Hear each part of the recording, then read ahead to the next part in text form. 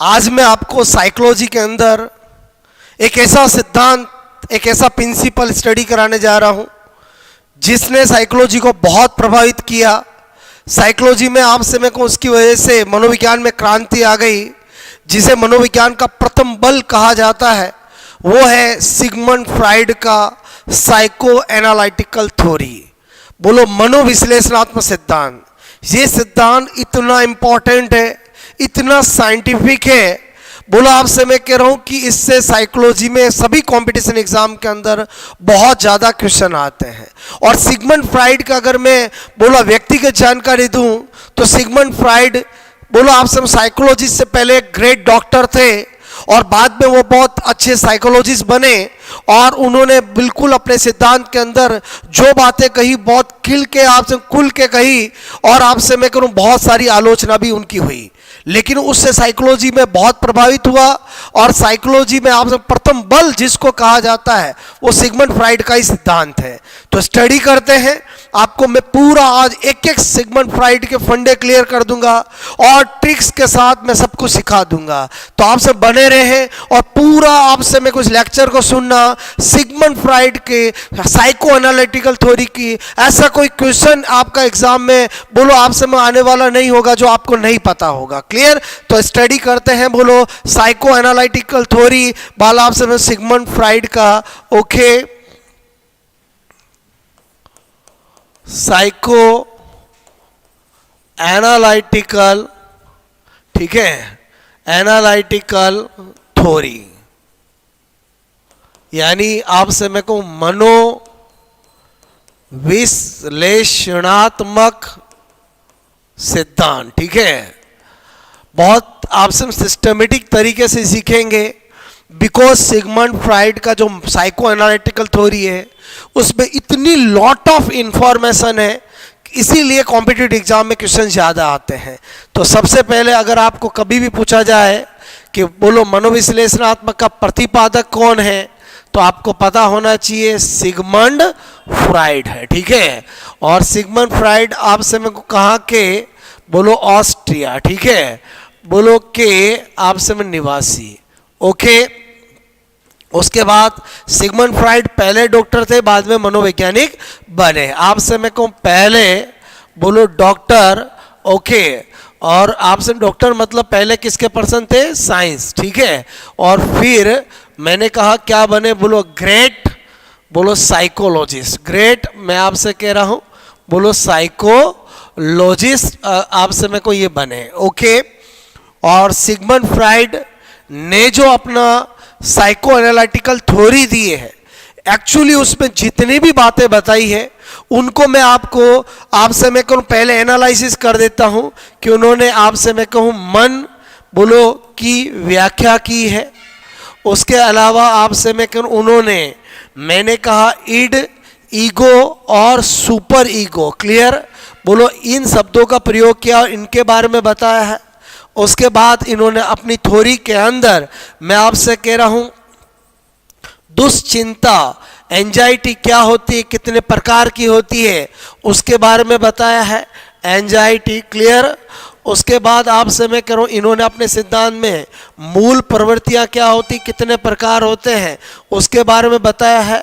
अहम बोलो रक्षा, ठीक है, बोलो अहम रक्षा पद्धति, बोलो ईगो आपसे मेरे को डिफेंस मैकेनिज्म, बोलो ईगो डिफेंस, बोलो डिफेंस, बोलो मैकेनिज्म के बारे में बोलो बताया है। और सबसे लास्ट बोलो मैंने कहा मनोलैंगिक आपसे मेरे को अवस्थाएं, ठीक है, मनोलैंगिक विकास बोलो की अवस्थाएं यानी स्टेजेज ऑफ साइको बोलो सेक्सुअल डेवलपमेंट। ठीक है, बोलो मैंने कहा स्टेजेज ऑफ साइको, मैंने कहा सेक्सुअल डेवलपमेंट, मतलब मैंने आपको इसकी थ्योरी को इतने पार्ट में डिवाइड कर दिया है। अगर ये 6 पॉइंट आपने क्लियर हो गए तो आपका सारा फंडा क्लियर हो जाएगा। तो आपसे मैं कहूँ सबसे पहले हम बात करते हैं मन की व्याख्या। बोलो सिगमंड फ्राइड जो है वो मन की तुलना बोलो आपसे हिमबर्ग, आइसबर्ग, बोलो आपसे मैं कह रहा हूँ हिम सेल, बर्फ की चट्टान से करते हैं। मन की तुलना आपसे मैं कह रहा हूँ तुलना मैंने कहा आइसबर्ग, ठीक है, जिसको हम हिमशैल, ठीक है, या बर्फ की चट्टान आपसे मैं कह रहा हूं से की है।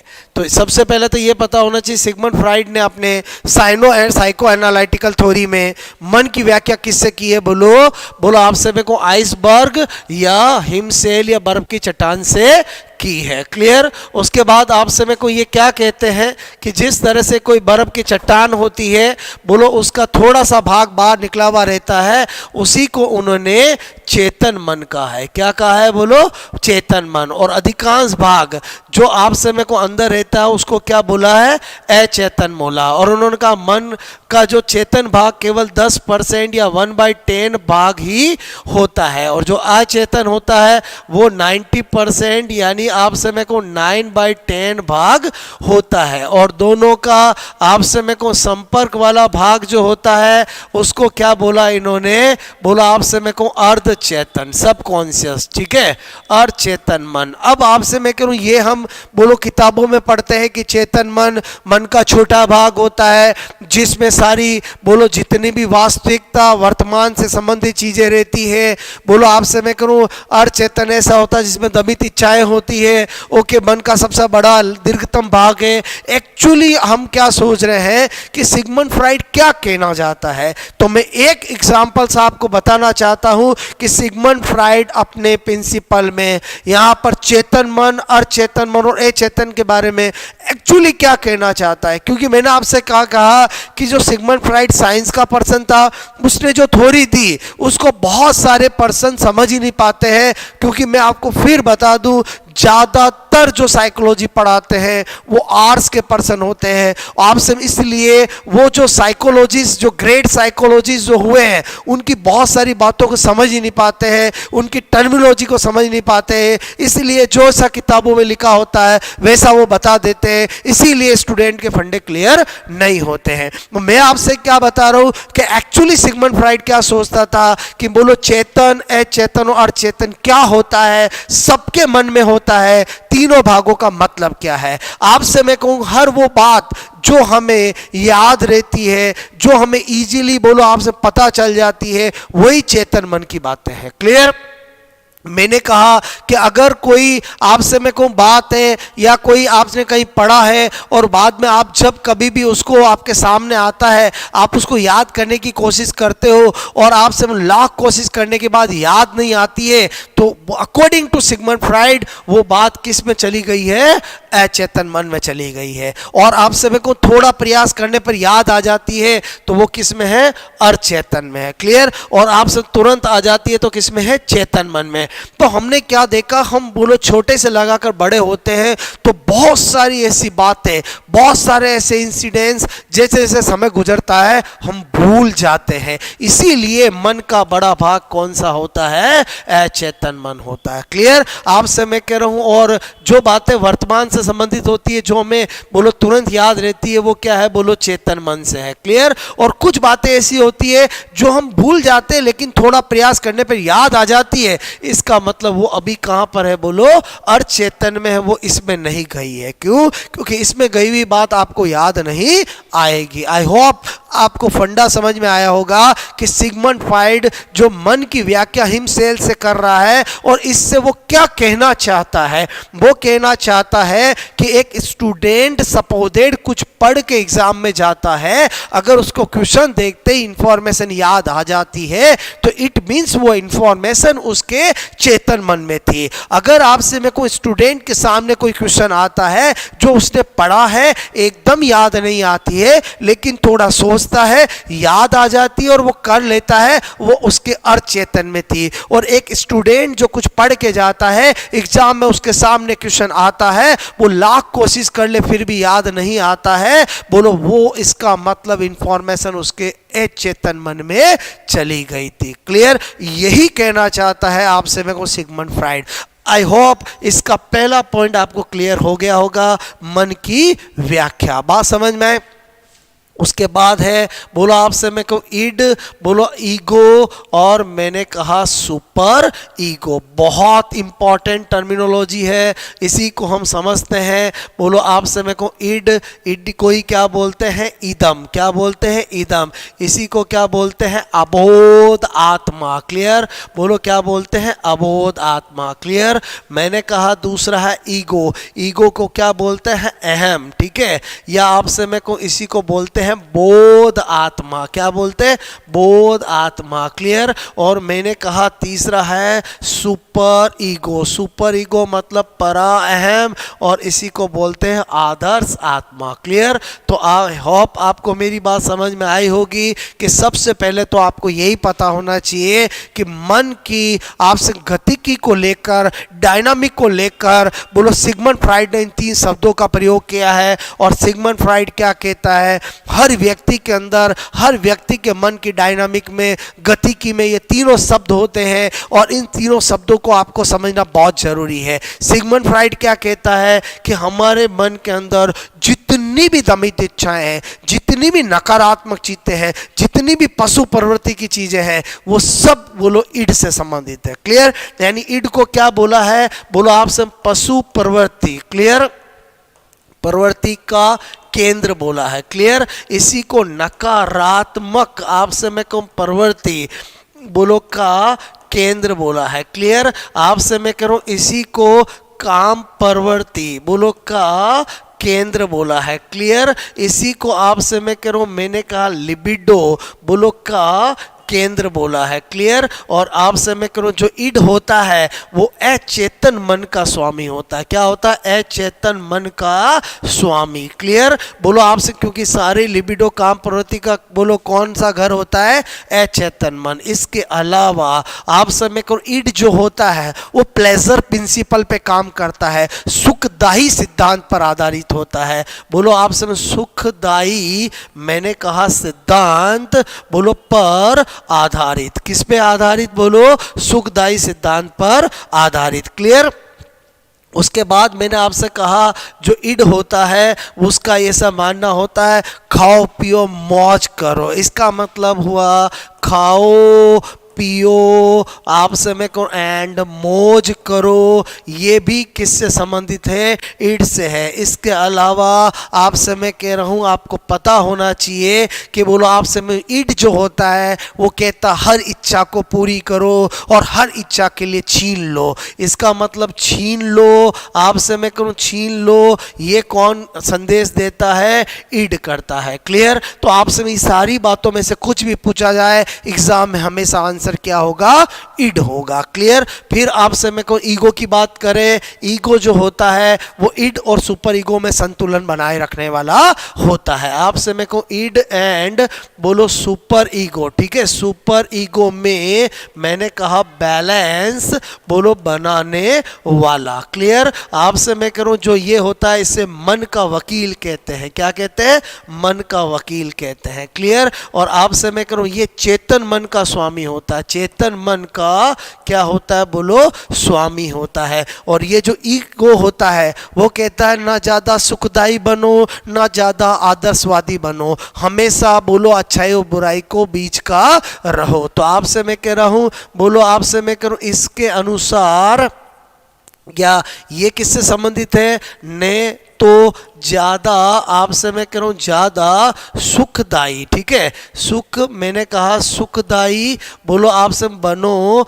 और ने ही ज़्यादा आदर्शवादी, ठीक है, आदर्शवादी बनो। क्यों, क्योंकि ईगो कहता है कि बोलो आपसे में ये वाला ज़्यादा होगा तो भी इंसान परेशान होगा, ये वाला ज़्यादा होगा तो भी परेशान होगा। इसका मतलब हुआ कि बोलो आपसे में एक अच्छा व्यक्तित्व वो माना जाता है जिसका ईगो सुपर, आपसे मैं करूँ ईगो पावरफुल होता है। क्लियर, उसके बाद आपसे मैं करूँ ये जो सुपर ईगो है ये आपसे मैं कह रहा हूँ बोलो इसे मन का, ठीक है, इसे मन का जज कहते हैं। क्लियर, बोलो जज कहते हैं। क्लियर, मैंने कहा ये करो ये ना करो, कौन कहता है? Super ego. ये बोलो करो, बोलो ये, बोलो आपसे मैं कह रहा हूं ये ना करो, ठीक है, ना करो, ये कहने वाला कौन? बोलो सुपर ईगो। और सुपर ईगो जो होता है ये बोलो हमारे परिवार,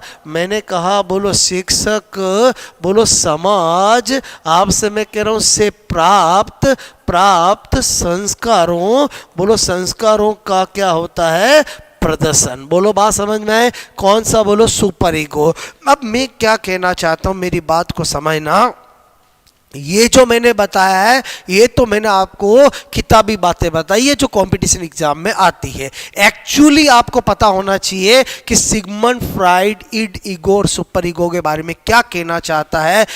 बोलो सिगमंड फ्राइड कहता है कि बोलो आपसे मेरे को अगर कोई भी आपके माइंड में कभी भी कोई नेगेटिव ख्याल आता है तो वो क्या है? इड है। और उसके बारे में प्लस माइनस आप जो सोचते हो वो क्या है? बोलो ईगो है। और उसके बाद जो भी आप करते हो वो क्या है? बोलो सुपर ईगो। मैं दो एग्जाम्पल से समझाना चाहता हूं। पहला एग्जाम्पल क्या है कि एक लड़का है जिसको बहुत ज्यादा भूख लगी है, उसके पास पैसे नहीं है, उसके पास खाने की कोई चीज नहीं है। वो क्या देखता है? सामने एक मिठाई की दुकान है, आपसे मैं कह रहा हूं जिसपे मुझे कुछ खाने को मिल सकता है लेकिन मेरे पास पैसे नहीं है, क्यों ना मैं मिठाई की दुकान से कुछ चुरा लूं। क्लियर, तो ये जो ख्याल आ रहा है उसके माइंड में वही क्या है? बोलो इड है। क्लियर, और उसके बाद उसके माइंड में फिर आता है कि अगर मैं पकड़ा गया तो मेरी पिटाई हो जाएगी, मुझे पुलिस के पास ले जाएंगे, आपसे मैं करूं अगर मैंने चुरा लिया तो मेरा पेट भर जाएगा। ये जो कसमकस चल रही है वो क्या है? बोलो ईगो है। और उसके बाद वो बच्चा क्या करेगा? वो आपसे मैं करूं बच्चे के संस्कार पर निर्भर करेगा। अगर बच्चे का संस्कार ये है कि चोरी करना पाप है तो वो बोलो नहीं करेगा, और अगर उसका संस्कार ये है चोरी करना परम धर्म है तो बोलो वो चोरी कर लेगा। आई होप आपको मेरी बात समझ में आई होगी। बोलो सिगमंड फ्राइड कहना चाहता है सुपर ईगो बोलो अच्छा भी हो सकता है और बुरा भी हो सकता है। बोलो आपसे मैं कह रहा हूं पॉजिटिव भी हो सकता है, नेगेटिव भी हो सकता है, वो डिपेंड करता है कि बोलो आपसे मेरे को एक बच्चा छोटे से बड़े किन संस्कारों में बड़ा हुआ है तो उसी पे आधार पे निर्धारित होता है। क्लियर, इसी तरह से दूसरा एग्जांपल दे रहा हूं। मैंने कहा एक कॉलेज के अंदर बोलो आपसे मैं कहूं दो चार लड़के होते हैं, वो आपसे मैं कहूं एक सामने से एक लड़की आ रही होती है तो उनके माइंड में ख्याल आता है क्यों ना इस लड़की को छेड़ा जाए। बोलो ये ख्याल आना क्या है? बोलो ईड है। तुरंत आपसे मैं कहूं उनके मन में ये आता है कि कहीं इस लड़की को छेड़ा और बोलो इससे चिल्ला लिया, लोगों को इकट्ठा कर दिया, बोलो हमारी पिटाई कर देंगे, बदनामी हो जाएगी, और आपसे मैं कहूं ये जो सीधी सादी दिख रही है क्या पता बोलो आपसे मैं कहूं ये बोलो आपसे मैं कहूं भयानक हुई तो आपसे मैं कहूं बहुत प्रॉब्लम हो जाएगी। तो ये जो मन में ख्याल आ रहा वकील की तरह ये क्या है? बोलो ईगो है। आपसे मैं कहूं उसके बाद वो लड़के क्या करेंगे वो उनके संस्कार पर निर्भर करता है, वो छेड़ भी सकते हैं और नहीं भी छेड़े। क्लियर, तो मेरे कहने का मतलब क्या है कि सिगमंड फ्राइड क्या कहता है? ये मन की गतिकी के भाग है, end ego super ego. Clear, I hope आपको मेरी बात समझ में आई होगी। हर वो ख्याल जो गलत है वो आपके माइंड में आता है वो इड है, और उसके बाद उसके बारे में प्लस माइनस सोचते हो वो ईगो है, और उसके बाद जो परिणाम आप करते हो वो क्या है? सुपर ईगो है। आई होप आपको सिगमंड फ्राइड का ये वाला पार्ट भी समझ में आया होगा। उसके बाद आ जाते हैं अपन नंबर 3। आपसे मैं को सिगमंड फ्राइड ने बोलो आपसे मैं कह रहा हूं दुश्चिंता। ठीक है, दुश्चिंता मतलब आपसे मैं कहना चाहता हूं बोलो एंजाइटी। ठीक है, बोलो एंजाइटी के बारे में बताया। सिगमंड फ्राइड कहता है कि बोलो एक अच्छा व्यक्तित्व वो होता है, एक सुखी इंसान वो होता है जिसका ईगो मजबूत होता है। इट मीन्स ईगो जो है वो इड को भी कंट्रोल रखता है और सुपर ईगो को भी कंट्रोल रखता है। अब एक व्यक्ति को एंजाइटी कब होगी? जब जब उसके ईगो जो होगा वो कमजोर होगा। यानी आपसे मैं कह रहा हूं जब ईड और सुपर ईगो को भारी होने लग जाएंगे तब क्या होगा? बोलो दुश्चिंता होगी। तो आपसे मैं कहूं बोलो सिगमंड, मैंने कहा सिगमंड फ्राइड ठीक है के के अनुसार जब जब किसी व्यक्ति बोलो व्यक्ति का बोलो ईगो, आपसे मैं कह रहा हूं ईगो बोलो कमजोर, ठीक है, होने लगता है, ठीक है, लगता है, अर्थात मैंने कहा अर्थात ईड एंड सुपर ईगो, सुपर बोलो आपसे मैं कहूं ईड एंड सुपर ईगो, ठीक है, ईगो को कंट्रोल करने लगते हैं, ईगो को बोलो कंट्रोल मैंने कहा करने लगते हैं, ठीक है, लगते हैं, तब तक व्यक्ति को क्या होती है, एंजाइटी होती है। क्लियर। फिर इन्होंने टाइप्स बताए, इन्होंने कहा दुश्चिंता 3 प्रकार की होती है, 3 टाइप्स बताए, और 3 टाइप्स में बताया, एक बताया बोलो आपसे मेरे को ऑब्जेक्टिव, ठीक है, बोलो ऑब्जेक्टिव एंजाइटी। क्लियर। बोलो आपसे मेरे को हिंदी में बोलते हैं वस्तुनिष्ठ, बोलो मैंने कहा दुश्चिंता। क्लियर। दूसरा इन्होंने बताया बोलो आपसे न्यूरेटिक, ठीक है, न्यूरेटिक एंजाइटी, न्यूरेटिक एंजाइटी मतलब तंत्रिका बोलो तापी बोलो दुश्चिंता। क्लियर। दुश्चिंता, बात समझ में आए। और तीसरा बताया इन्होंने मॉरल, आपसे मैं करूं मॉरल एंजाइटी मतलब नैतिक दुश्चिंता। क्लियर। समझना मेरी बात को।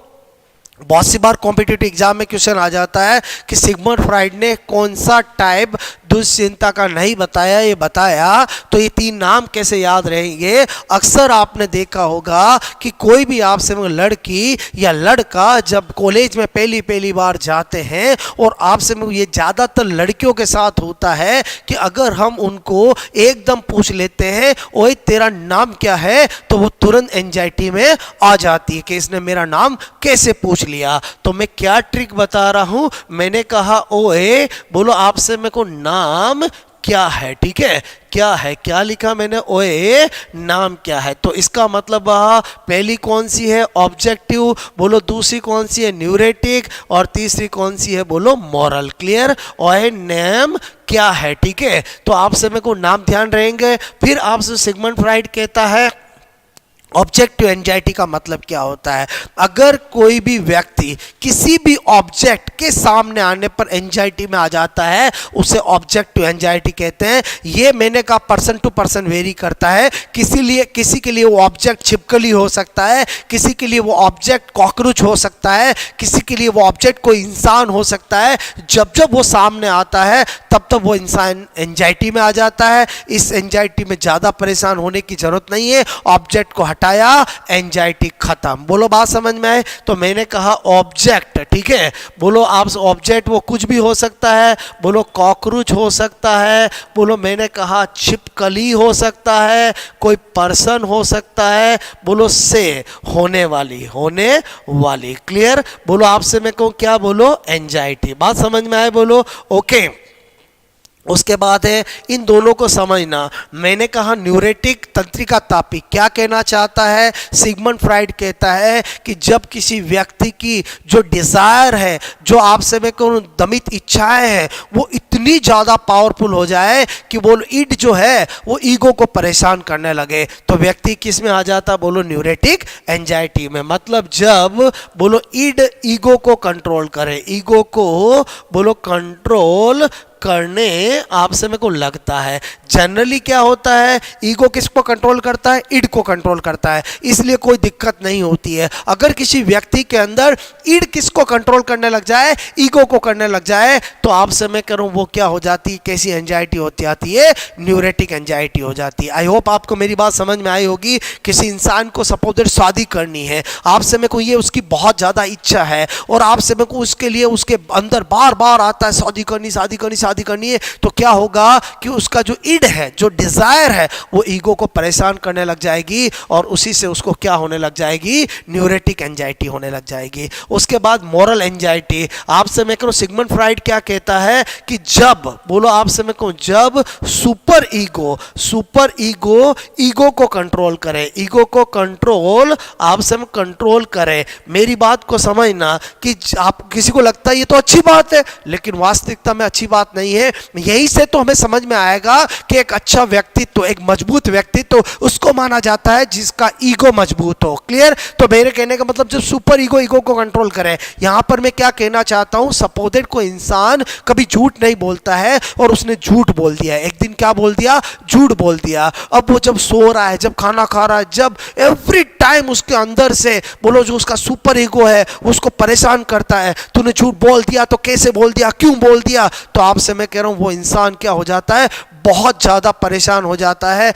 और वो किस एंजाइटी में आ जाता है, मॉरल एंजाइटी में आ जाता है। मेरी बात समझ में आई होगी। जब सुपर ईगो किसको परेशान करे, ईगो को। एक इंसान कभी चोरी नहीं करता है और एक दिन उसने चोरी कर ली, चोरी कर तो ली लेकिन उसका जो अंदर का सुपर ईगो है वो ईगो को परेशान करता है कि तूने चोरी कर ली तो कैसे कर ली, बोलो आपसे रात को नींद लाने देता है, तो आपसे मैं इंसान कौन सी एंजाइटी में आ जाएगा, मॉरल एंजाइटी में आ जाएगा। आई होप आपको सिगमंड फ्राइड का ये वाला सेक्शन भी समझ में आया होगा। एक एक सेक्शन को मैं बड़ा ही साइंटिफिक तरीके से बता रहा हूं जो एक्चुअली सिगमंड फ्राइड कहना चाहता है। क्लियर? उसके बाद अपन बात करते हैं नंबर 4। मैंने कहा नंबर 4 इन्होंने बताया है मूल प्रवृत्तियां। ठीक है, मूल प्रवृत्तियां अब से मैं कहूं आपको पता होना चाहिए। मूल प्रवृत्ति का जनक मैकडूगल को माना जाता है और आपसे मैं को 14 मूल प्रवृत्ति के आधार पर 14 संवेग देने वाला भी मैकडूगल है। लेकिन सिगमंड फ्राइड ने बोलो 2 तरह की मूल प्रवृत्तियां बताई है, एक जीवन मूल प्रवृत्ति और एक मृत्यु मूल प्रवृत्ति। तो आपसे मूल प्रवृत्तियों के लिए सिगमंड फ्राइड ने कहा 2 तरह की होती है, एक जीवन मूल प्रवृत्ति और आपसे मैं कहूं एक बताई उन्होंने मृत्यु मूल प्रवृत्ति। ठीक है, मृत्यु मूल आपसे मैं कहूं प्रवृत्ति। क्लियर? एक जीवन मूल प्रवृत्ति और एक मृत्यु मूल प्रवृत्ति। और आपसे मैं को सिगमंड फ्राइड ने कहा कि बोलो जो जीवन मूल प्रवृत्ति होती है, कोई भी व्यक्ति जितने भी सकारात्मक कार्य करता है वो सब इसी जीवन मूल प्रवृत्ति के तहत करता है और जितने भी नकारात्मक कार्य करता है वो मृत्यु मूल प्रवृत्ति के तहत करता है। आपसे मेरे को व्यक्ति सभी, मैंने कहा सकारात्मक, सकारात्मक बोलो आपसे मैं कह रहा हूं कार्य। ठीक है, कार्य बोलो इसी के मैंने कहा तहत करता है। ठीक है, बोलो करता है और आपसे मैंने कहा इसी के तहत बोलो मैंने कहा करता है। क्लियर? और यहां पर क्या बता रहा हूं कि बोलो व्यक्ति बोलो सभी नकारात्मक कार्य। ठीक है, नकारात्मक कार्य बोलो कार्य इसी के तहत करता है, इसी के तहत करता है। बात समझ में है? यानी आपने देखा होगा अगर कोई इंसान बोलो आपसे मैं कहूँ सिर से अपने बोलो दीवार से सिर को फोड़ रहा है, चीज़ें तोड़ रहा है, तो हमारा अक्सर ये कहना होता है कि इसका नाश आ गया है, बोलो इसलिए ऐसा कर रहा है। आई होप आपको मेरी बात समझ में आई होगी। क्लियर? अब क्या होता है कि यहाँ से कॉम्पिटिटिव एग्जाम में क्वेश्चन आता है, जो आपका मूल प्रवृत्ति है उसी को सिगमंड फ्राइड ने ट्राइब शब्द भी दिया, जर्मन शब्द है, और जीवन मूल प्रवृत्ति के लिए बोलो आपसे मेरे को जर्मन शब्द इन्होंने प्रयोग किया जिसका आपसे मेरे को नाम है इरोज। क्या है बोलो?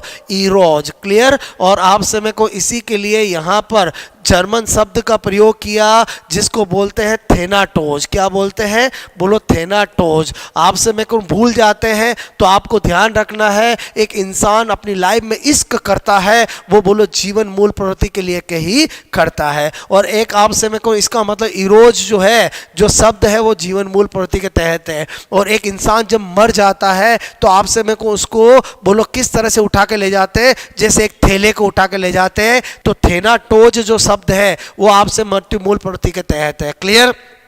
आई होप आपको मेरी बात समझ में आई होगी। उसके बाद अपन बात करते हैं नंबर 5, बोलो ego defence mechanism. Ego defence बोलो मैंने कहा मैकेनिज्म। क्लियर? बोलो अहम रक्षम युक्तियां, अहम बोलो रक्षा युक्तियां। क्लियर? आपसे मैं कह रहा हूँ सिगमंड फ्राइड क्या कहता है कि एक व्यक्ति अपने ईगो को बचाने के लिए बहुत सारी आपसे मैं कह रहा हूँ ऐसी युक्तियां बनाता है जिससे उसकी असफलता न्याय संगत लगे। इसका मतलब हुआ कि बोलो आपसे में कोई ये जितनी भी दमन समन बोलो प्रक्षेपण ये सारी जो है वही क्या होती है? Ego defence mechanism. बोलो बात समझ में आए? जो हम बोलो आपसे बहुत अच्छे से स्टडी करते हैं। तो आपसे मैं कह रहा हूं अपने बोलो मैंने कहा अपने ईगो को आपसे बचाने ठीक है के लिए बोलो आपसे मेरे को बनाई गई बोलो रक्षात्मक बोलो मैंने कहा अप्रत्यक्ष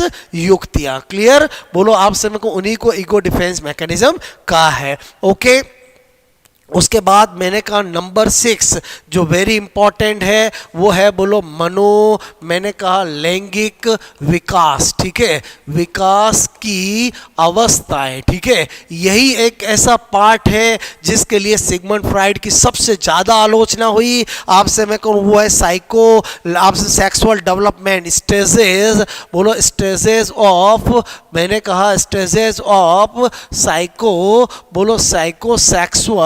सेक्सुअल डेवलपमेंट। क्लियर? तो मेरे कहने का मतलब है सिगमंड फ्राइड ने बोलो अवस्थाएं दी 6, जिसमें आपको बताया कि बोलो किस तरह से लैंगिक विकास होता है। 6 अवस्थाएं बताई है उनको, और मैंने कहा 6 अवस्था और उनका एज ग्रुप और उनमें क्या बताया है उनको याद करने के लिए मैं अगेन ट्रिक बता रहा हूं, और ट्रिक में मैंने लिखा है मंगोलिज्म, ठीक है, ये मैंने लिखा है। तो आपसे मैं को ये जो मैं ट्रिक लिख रहा हूं मंगोलिज्म, उसको समझना। पहला अवस्था है बोलो मुख चूषण अवस्था, मुख चूषण अवस्था। क्लियर? बोलो आपसे मैं कहूं दूसरा जो है बोलो गुद्दा, बोलो मार्गीय अवस्था, गुद्दा मार्गीय, आपसे मैं करूं मार्गीय अवस्था, ठीक है।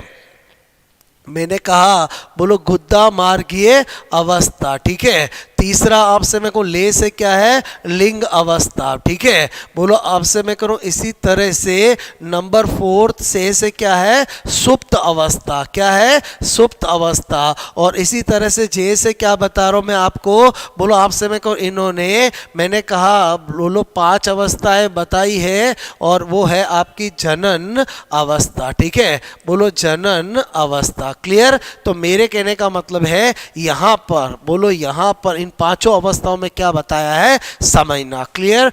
सबसे पहले अगर हम एज ग्रुप की बात करें तो 0 से लगाकर 2 ईयर तक कौन सी होती है मुख चूषण अवस्था, 2 से लगाकर 4 तक क्या होती है गुद्दा मार्गीय, 4 से लगाकर 6 तक कौन सी होती है लिंग अवस्था, और 6 से लगाकर बोलो 13 तक बोलो कौन सी होती है सुप्त। और आपसे मैं 12-13 के बाद, ठीक है, बोलो आपसे मैं कह रहा हूँ बोलो मैंने कहा 13, बोलो आपसे मैं करूँ बोलो 12 के बाद। क्लियर? तो अब आपको मेरी बात को समझना है कि सबसे पहले मैंने आपको ट्रिक क्यों बताई, क्योंकि हमें अवस्थाओं का क्रम याद होना चाहिए। क्लियर? एग्जाम में पूछ लेते हैं। तो ये तो मंगोलिज्म में मैंने आपको ट्रिक बताई और अवस्थाओं का नाम पता चल गया, तो एज ग्रुप तो वैसे ही पता चल गया होगा। अब सिगमंड फ्राइड क्या कहता है मुख चूषण अवस्था में? सिगमंड फ्राइड कहता है कि बच्चा 0 से 2 वर्ष की आयु में होता है तो अपनी काम प्रवृत्ति लिबिडो की संतुष्टि अपने मुंह को, अपनी जीभ को, अपने होठों को चूस कर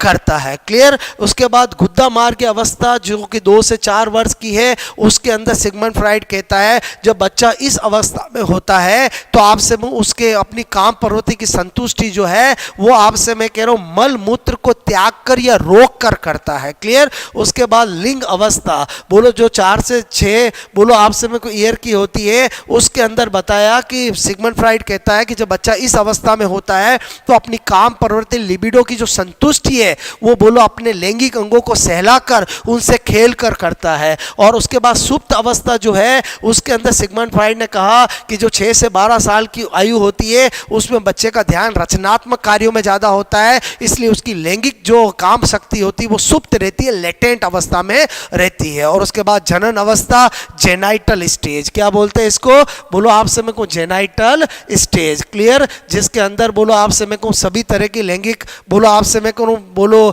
ऑडिपस इलेक्ट्रा सब विकसित हो जाती है। क्लियर?